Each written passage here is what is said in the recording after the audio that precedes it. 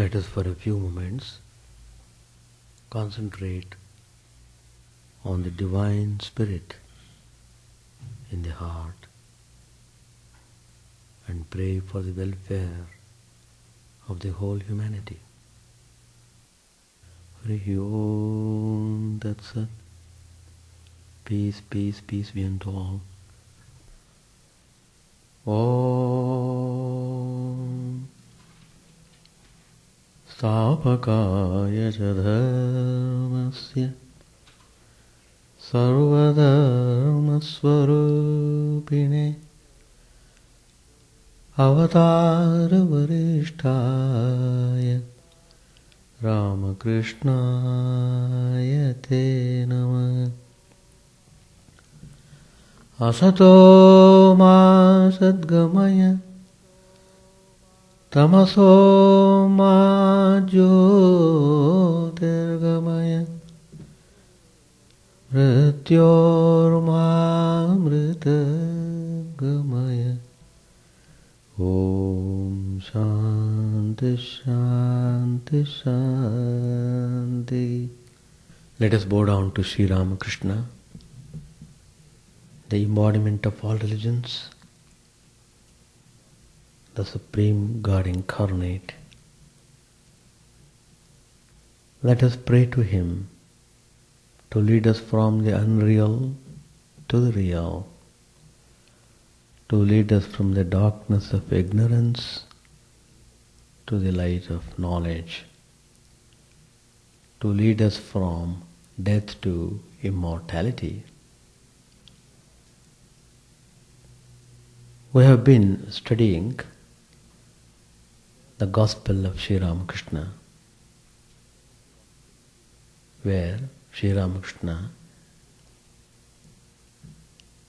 has given practical instructions to go in the spiritual path. These instructions are very essential to reach the goal. The goal is to realize our true nature, to know who am I, to know what God is, to know that Divine Spirit. That is the aim of life. So, we have acquired this human birth in order to work out, to realize the true nature of ourself.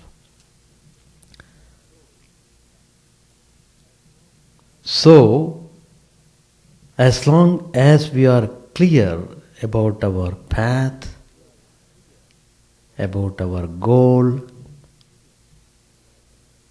then we are sure to experience peace and tranquility in this very life.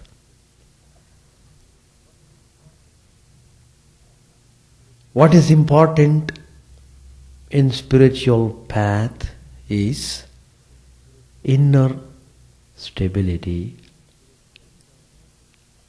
On this topic I have spoken in the previous classes. Sri Ramakrishna said, you must be unwavering. You must not be taken away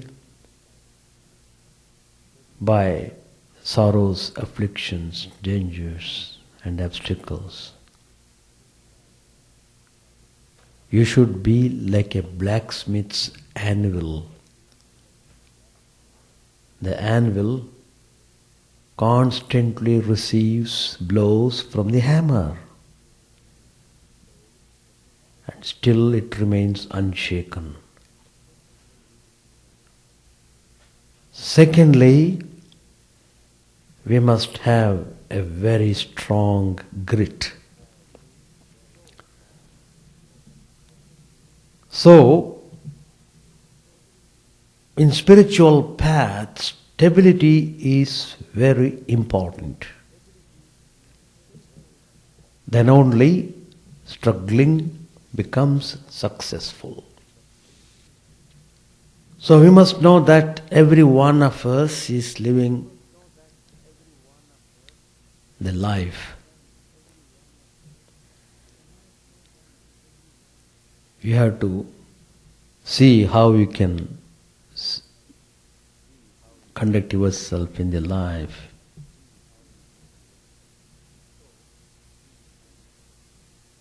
So,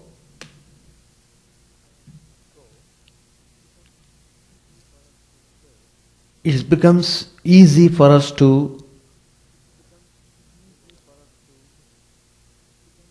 live our life in the right direction,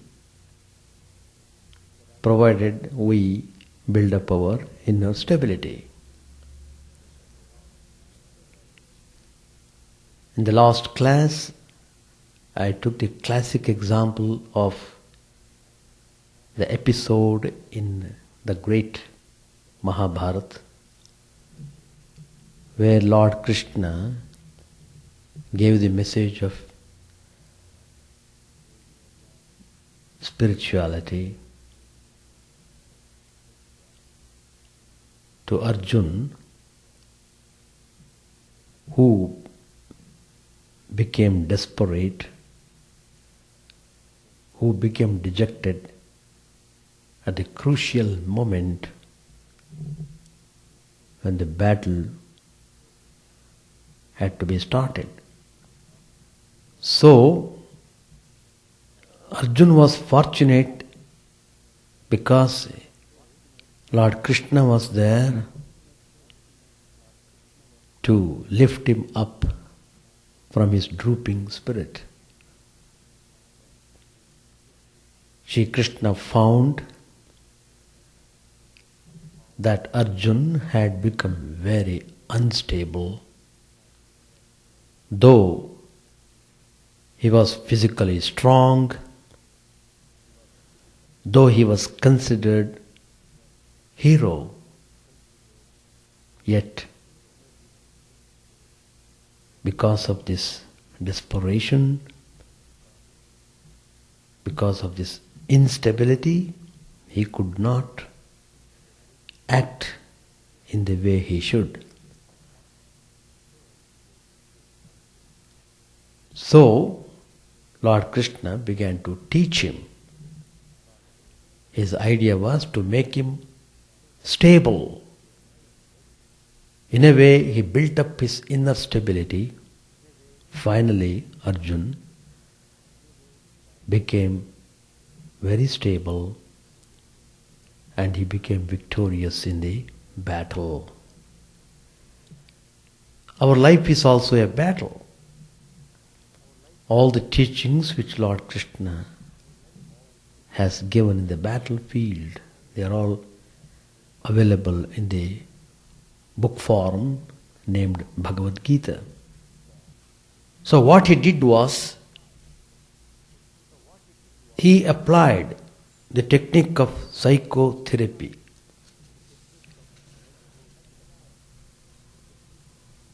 First of all, the shock treatment. The principle of shock treatment is well known in psychotherapy. But what is to be noted in Sri Krishna's treatment is that each blow was simultaneously a weakness demolishing and strength generating blow. It had double purpose. It destroyed the weakness, it strengthened him. And this strength, Lord Krishna did not inject from outside, but uncovered within his subject. He said to Arjuna was the one who could not fight because of his despondency. So Lord Krishna told him very clearly, look, you are the Atman.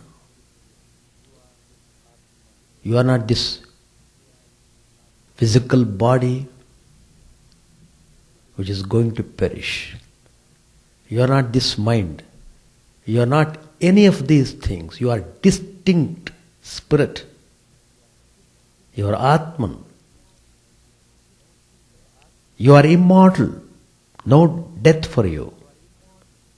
Death is only to the body, not to the Atman. How can weakness befit you?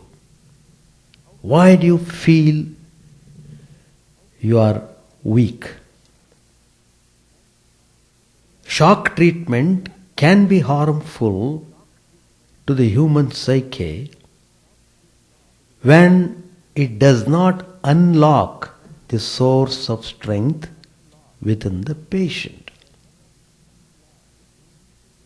Next, Lord Krishna lifts Arjuna's mind from concrete to the metaphysical, and this he does as a practical measure. Though the crisis being faced is in the battlefield, instead of talking about arms, strategy, logistics, Lord Krishna raises ultimate issues, discusses metaphysics, sociology, religion, and spiritual disciplines. He places Arjuna's contingent situation against the background of the cosmic setup and teaches him to view his time situation in reference to the timeless. His life's clock has gone wrong who does not consider his moments as the heartbeats of eternity. Failure to see the ocean behind the waves is like having an astronomical number consisting only of zeros. In the soul's pilgrimage to the fulfillment of its destiny, the circulation of blood and the movement of the stars, sociology and ontology, philosophy and mechanics, ethics and war strategy are all correlated. Only when we view things in this perspective can they be studied properly. When we fail to do so, we subject ourselves to the blind tyranny of the concrete, the immediate and the limited. As Sri Krishna's method of teaching shows, one of the most important steps for removing the inner instability is to give due weight to both the concrete and the metaphysical. We must find our own ways to generalize truths and finally come to the highest truth, the one reality, and grasp it firmly. When we can do that, life with all its strife and turmoil will appear as a pilgrimage to a great God-seeing. The universe will appear as God's manifestation. All work, His actions, all principles that govern movements, His laws, similarities and diversities will then form a pattern of perfect harmony, and we shall know our own place in that harmony. It is a knowledge of the one reality, the dynamics of which controls all variety and harmony in the universe, and our place in it. That is the indestructible foundation of our inner stability. In the music of the spheres, every atom, every insect, every living being has a tune to play, however little audible that may be. When we know that tune, we discover the truth of our existence, in which is all strength. It is through the possession of the One that inner stability is attained. To possess the One completely through experimental knowledge of reality is the same as attaining absolute inner stability. When we aim at this oneness and progressively move towards its realization, we gradually grow in inner stability. If a person attempts to dedicate himself totally to the concrete, the immediate, the so-called practical, and he is sure to be unstable inside and miserable outside, because in doing so he is trying to find fulfillment in the limited. This is a constitutional impossibility for man, he being essentially one with reality. So, it's very important to know this fact. The reality is unlimited. There is a famous Upanishad, Chandogya Upanishad. The sages of ancient India have discovered this fact through their deep meditation.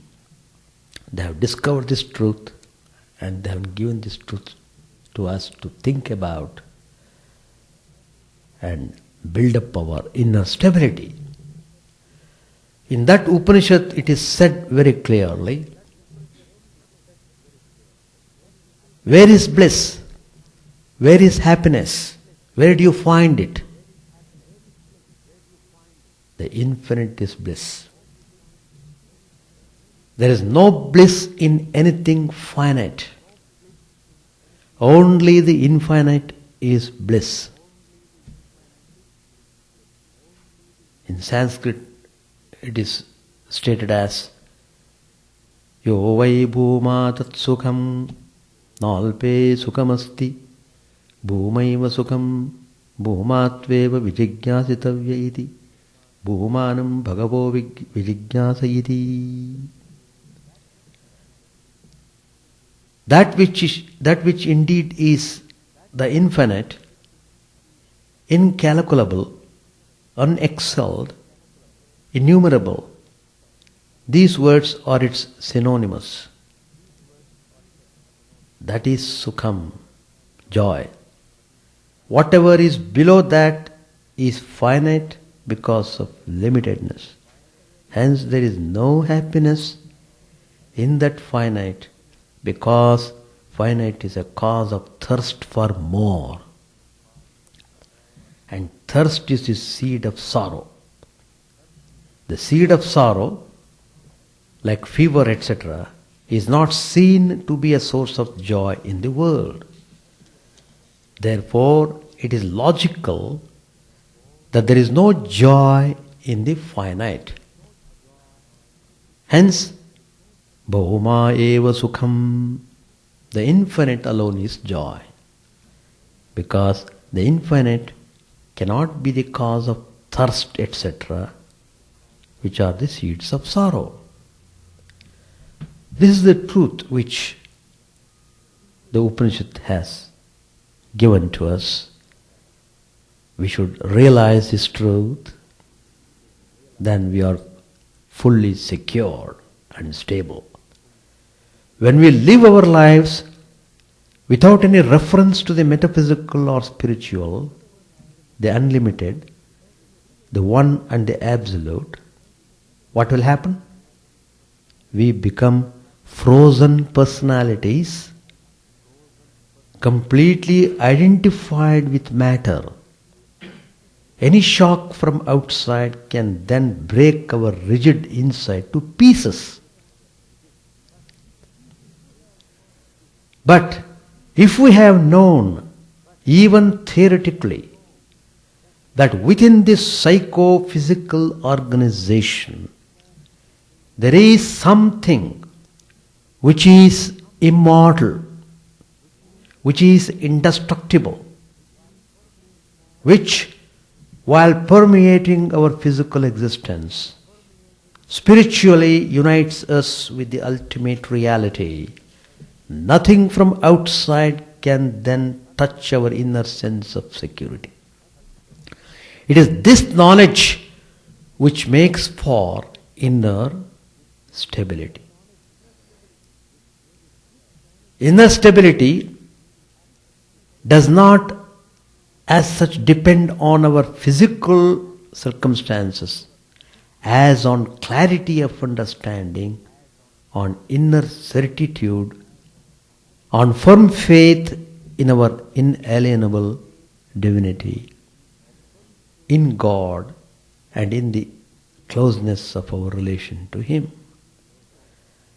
This endows life with meaning, which makes sense all the way through, and it gives it a comprehensive purpose.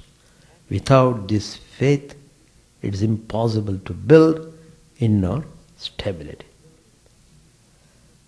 What really restored Arjun's inner stability was awareness of being the Atman and not any change of outward circumstances. So, when Lord Krishna gave him all his teachings to Arjun, made him understand the facts, finally Arjun exclaimed, "O Krishna, my delusion is gone. I have regained my memory." His memory was lost because he was totally dejected, In that dejected, mind doesn't function. All the organs fail to function anymore. It's the worst state, dejection. Lord Krishna was able to rise him up from that morbid state. So Arjun says, chapter 18, verse number 73, Bhagavad Gita, Nashto moha smatirlabdha tvatprasadat mayachyuta sitosmi gata sandekha karishye vachanam tava. The meaning of this Sanskrit verse is, all my delusion is destroyed by your grace, O Krishna. Now I am really stable in the true sense of the term. All my doubts are vanished. Now I do what you have said. That is the final. So he got back into the spirit of real heroism. He became truly hero. These words are very significant because they record the patient's testimony as to how his recovery came. It was delusion that caused the loss of memory, and the result was inner instability. Now, Arjun said he had regained his memory. Memory of what? Memory of the true nature of Atman. That's why you see in the second chapter of Bhagavad Gita, Lord Krishna starts his teachings by teaching the nature of Atman. That's the significance. When the memory returned, delusion was destroyed. When the lamp of knowledge was brought in, the darkness of ignorance vanished. And inner stability was then immediately restored. Inner stability is achieved not by acquiring what did not exist, but by discovering that the core of our nature is immutable and ever free. So, every intelligent human being should deliberately work to achieve inner stability, and he should remember that inner stability of a high order is not achieved in a day. You can't get it instantly. But it can be achieved through patience and perseverance. It could be worked out through these fivefold methods, which I am going to tell now, derived from the teaching of Lord Krishna in the Gita. First, the aspirant desiring to attain inner stability must have a clear theoretical understanding of the true nature of his essential being, his relation to God or reality and the world, and this understanding must color, regulate, and inspire his thoughts, emotions, and actions. For this, meditation is needed. A man without meditation cannot have inner stability. So that's the first method. The second method, he must accept certain inevitables. What are they? Disease, suffering, old age, separation, death, etc. as concomitants of life, and have an insight into the meaning of change. Third method, he must endure the opposites of life, such as heat and cold, praise and blame, happiness and unhappiness, etc., with equanimity, and thus strengthen the fiber of his moral life. Lot of things are to be done. Fourthly, with this he should have a clear grasp of the cause-effect relationships which regulate a man's actions and fortunes. He should perform his duties, preferably in a spirit of worship, but at any rate with dexterity and detachment. finally, the battle of life has to be faced. You can't run away from the life. You are in the life, you have to move onwards. You should not sink down. You must keep moving. Inner stability belongs to him alone who constantly remembers God, or the true nature of the self, and fights free from fever. Should this fivefold method of achieving inner stability appear to be too difficult for anyone, let him do only this one thing. That also Lord Krishna has said in the Gita. What is that? Let him completely surrender himself to God in all possible ways.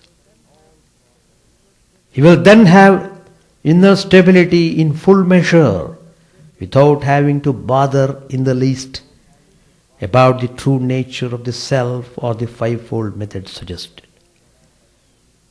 The whole responsibility is just given to the divine power, and you are free from any burden.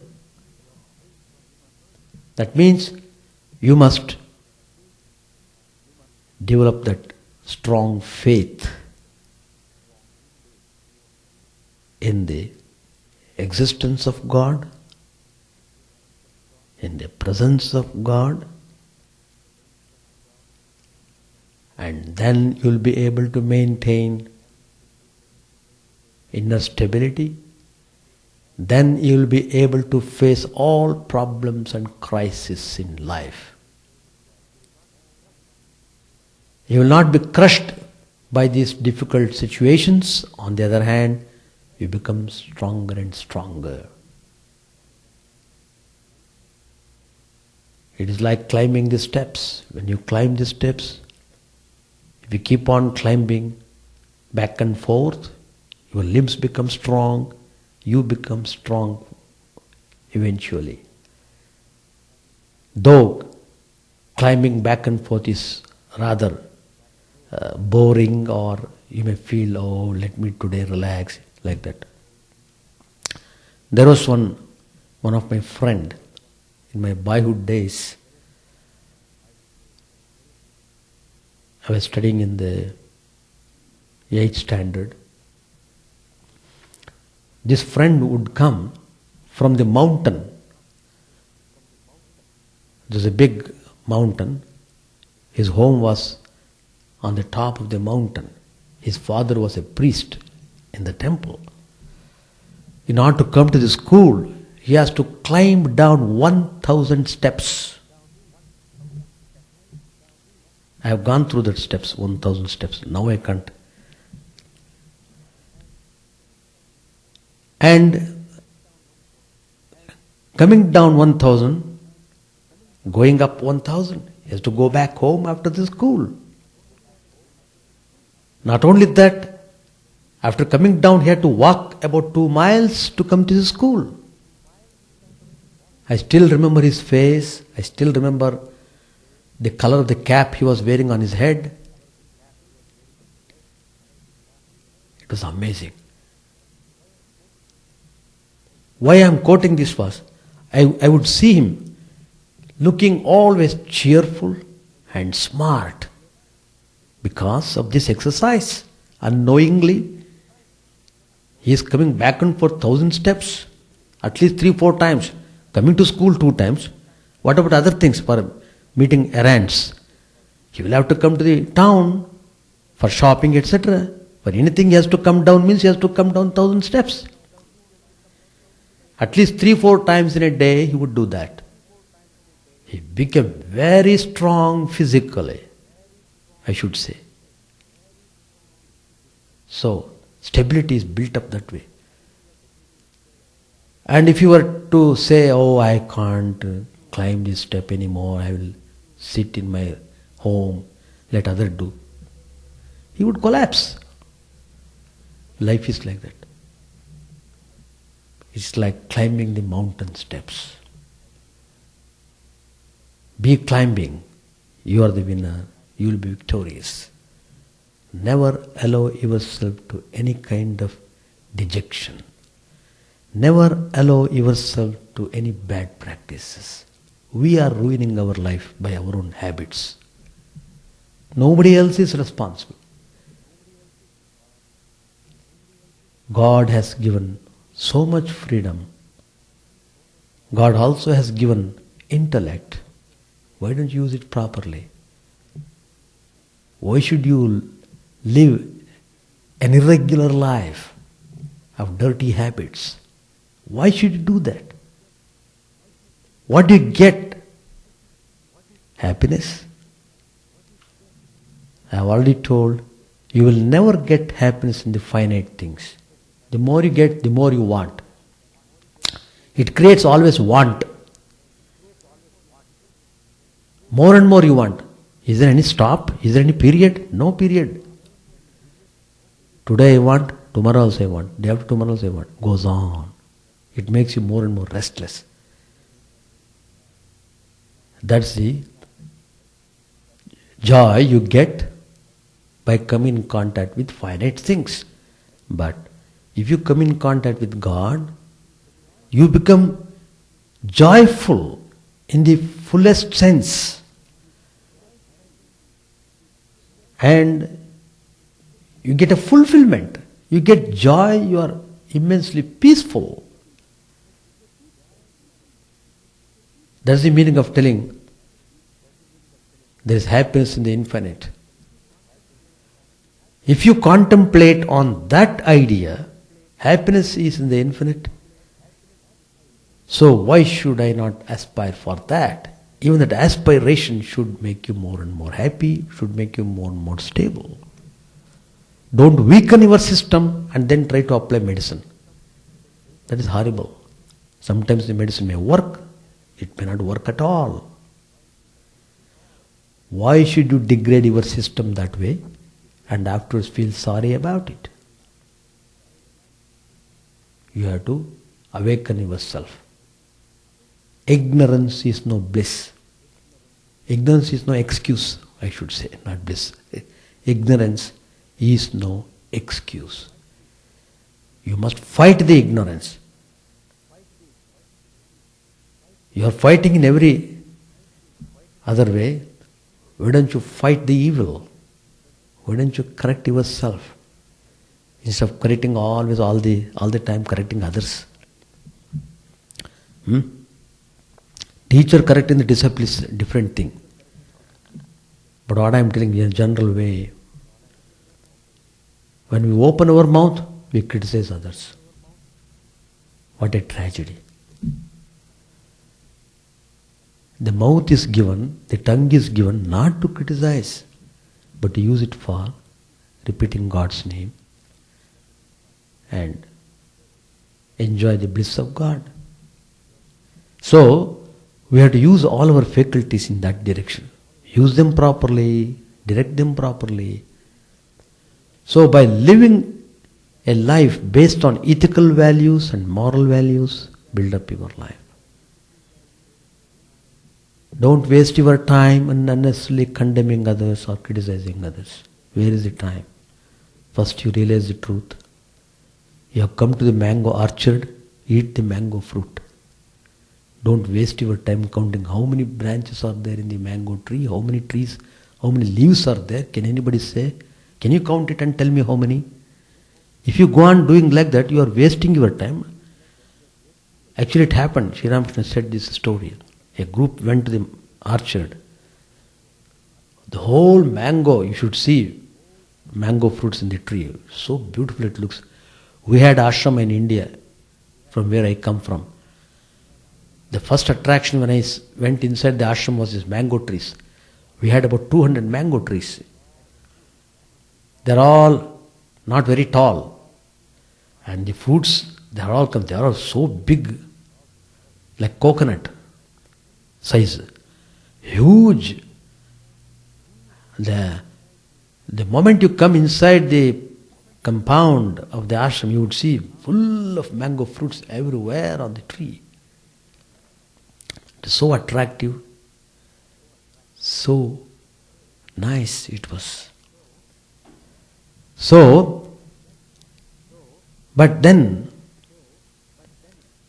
that's the point which we should try to concentrate. That is, build up your life. Don't waste your time. And that group went to the orchard. Some of the people in the group, they were interested in knowing the details of the leaves and branches and so on. They began to enter into a debate. There was one wise fellow. He simply climbed the tree, ate 2 or 3 mango fruit, satisfied his hunger. He was quite peaceful and blissful, whereas other people, they were all starving, endlessly spending time in debate. So, let us try to build up our life nicely.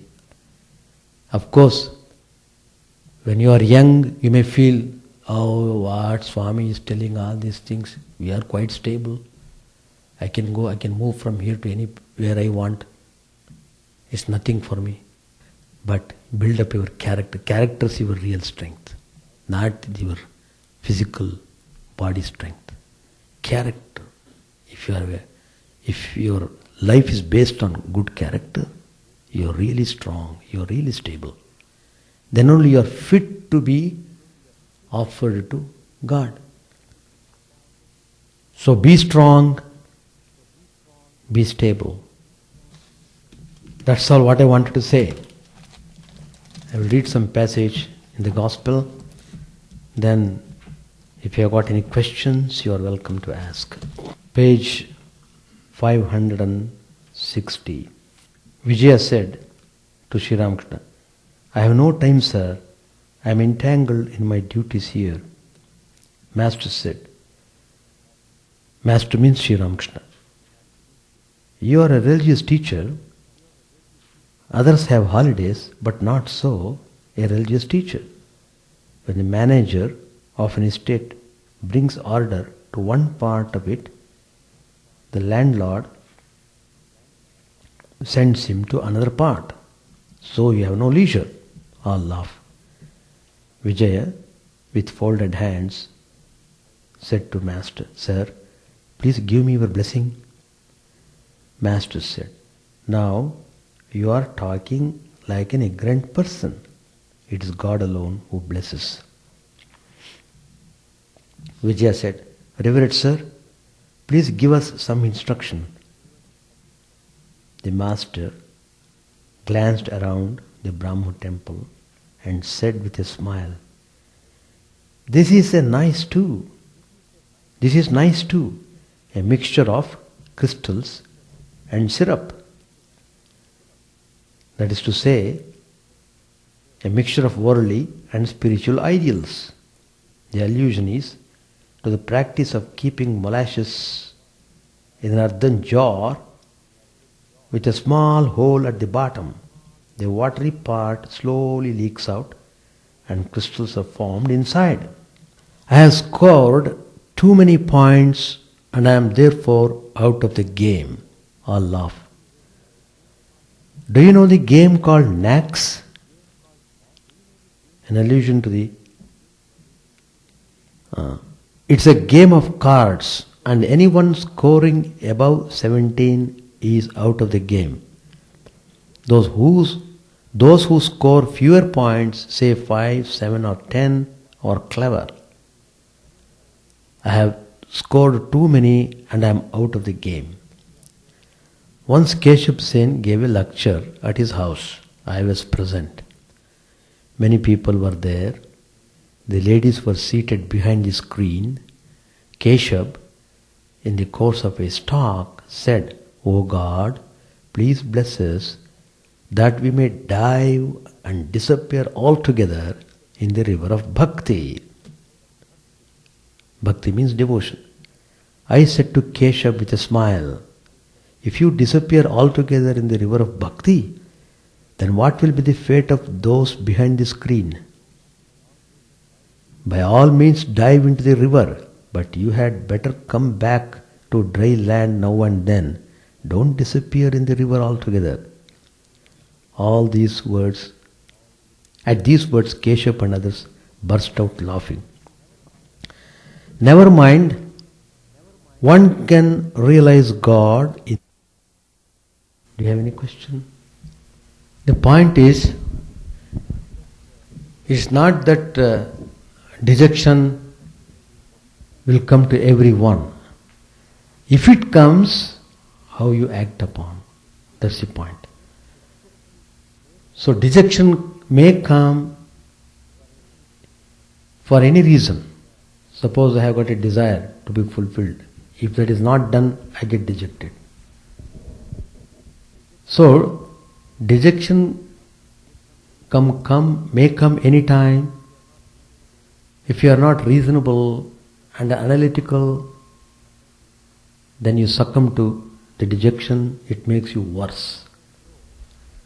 So always you must be very alert about not degrading yourself to a state of dejection.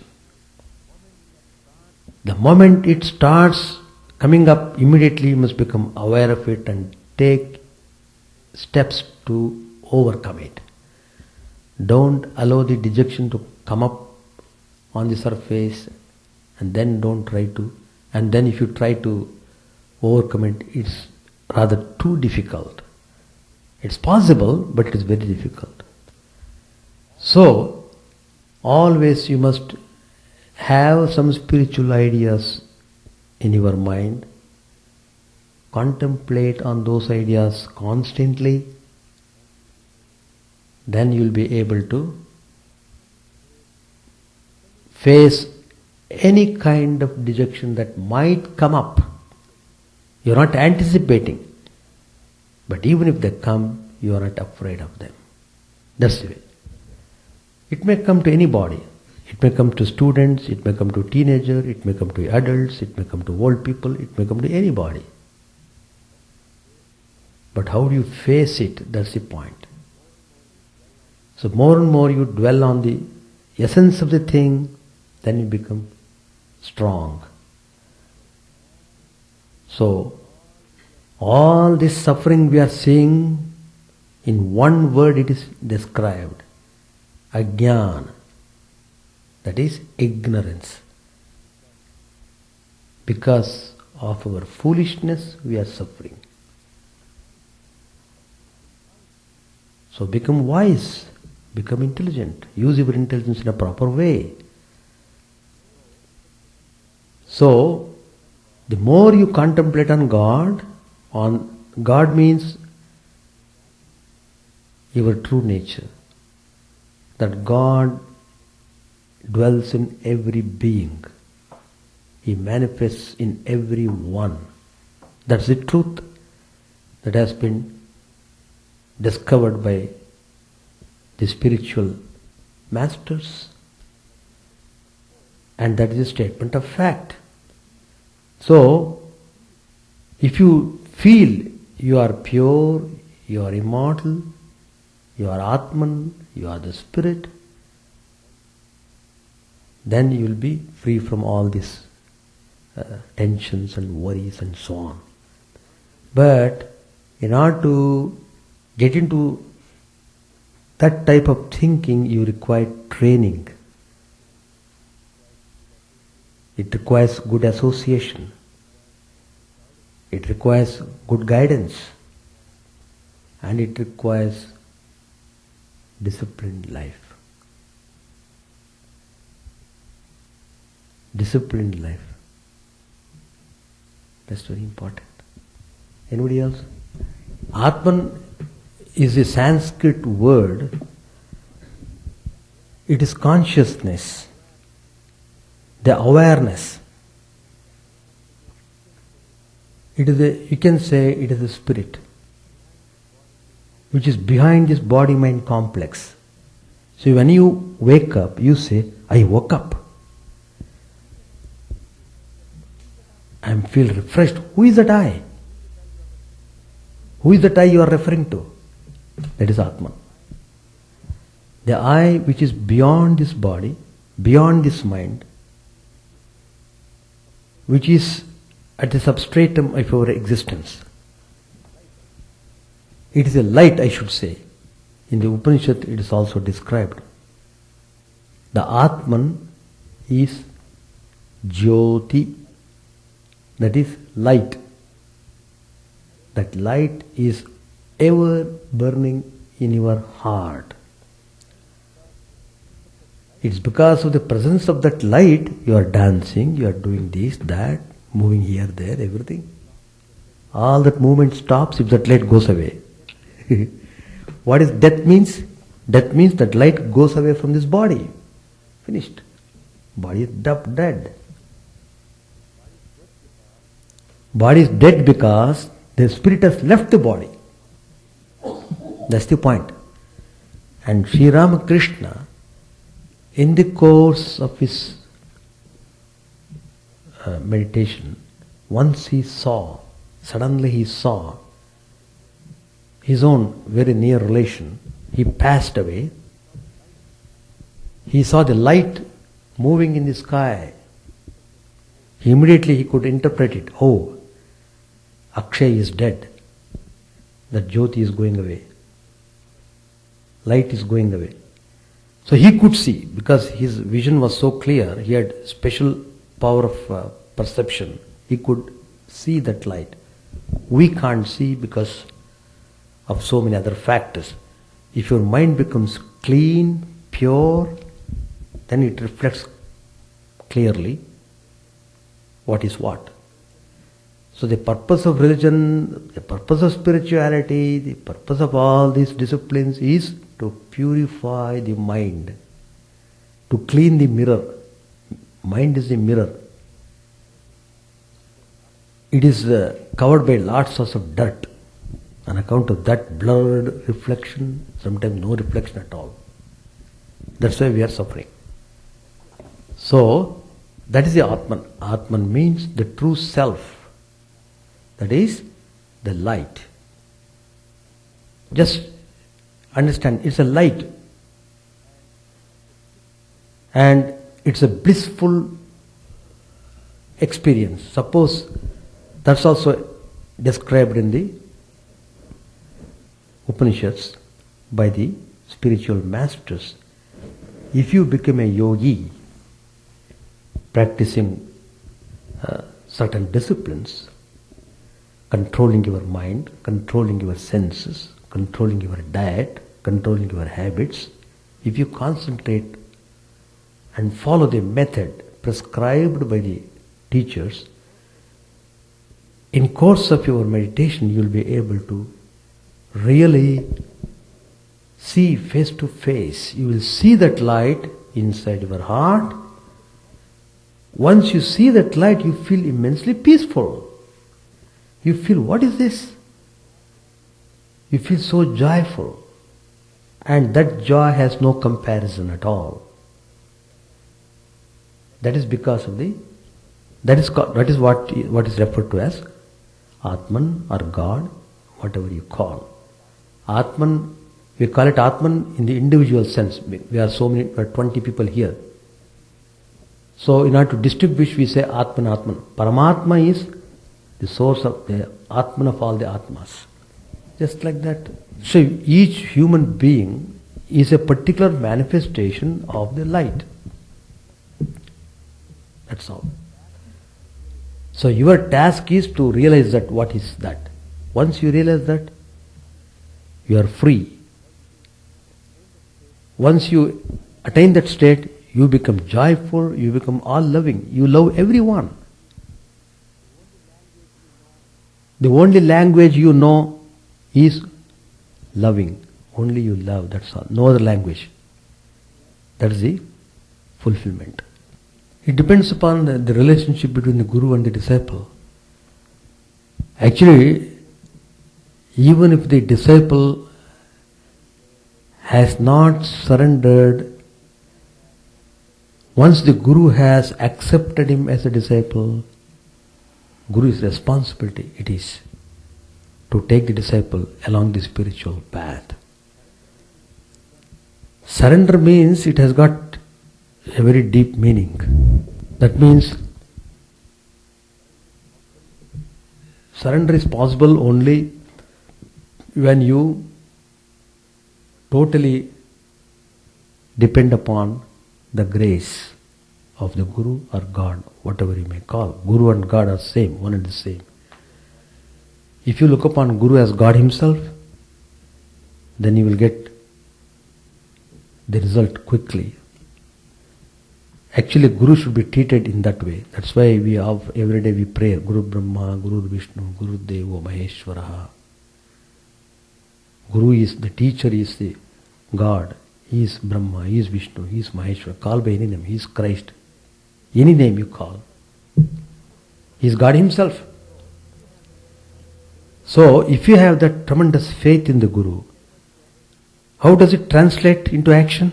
You will never transgress what the Guru says. That's what Sri Ramakrishna tells, even Vivekananda also tells that. If the Guru says, jump into this river, he will jump without questioning. You will question afterwards. Why did you ask me to jump? But the immediate thing is, first you must obey. The obedience is given there to discipline your life, that's all. Obedience doesn't mean in any other sense. It only to control, otherwise it is so erratic, In order to bring it into a certain discipline, you have to follow some instructions. Follow some instructions means obey. That's all the point. For the sake of good. For example, you join the military. There is no question if you are asking this, that. The commander says, go. Simply goes. Even if it is fire in front, he should not stop. If he stops, he will be shot. That's the discipline. So, if you build up your life in that way, then you will finally come to the truth. So here, surrender means, what is the meaning of surrender? That means you have to follow whatever the Guru has said and whatever he says. Never question, never doubt him. The moment you entertain any, even the smallest doubt with the Guru, that is damaging your spiritual path. You are putting a stumbling block on your path. It is not good. When you accept a Guru, have total faith in the Guru and follow. And God himself takes the responsibility of taking you towards him. You don't have to worry about that. But the point is, we talk, but we act in a different way. So, our ego becomes more prominent than anything else. We look upon things in a worldly way. No. Look upon everything in a spiritual way, then you will not be miserable at all.